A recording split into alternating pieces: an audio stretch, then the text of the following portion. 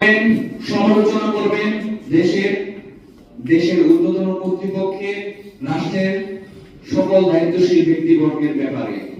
আপনাদের কথা আমরা শুনবো, আপনাদের কথা সরকার শুনবে, আপনাদের কথা রাষ্ট্র শুনবে।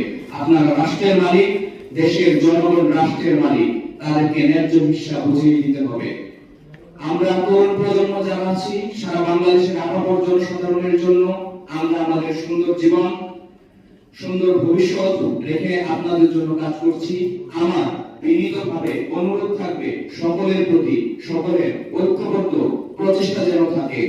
আপনাদের কাছে আরো একটি অনুরোধ থাকবে, আপনারা যারা সাধারণ জনগণ আছেন, আপনারা যে 16-17 বছর কথা বলতে পারেননি, সেই সমস্যাটা যেন আর কোনোদিন না হয়। সেই জায়গার জন্য আপনাদের আবারও 24-এর গণঅভ্যুত্থানের মতো নিজের স্পিডকে ধারণ করে রাস্তায় নামার মতো মনোবল রাখতে হবে। ছোটখাটো সমস্যা নিয়ে প্রতিবাদ করতে হবে।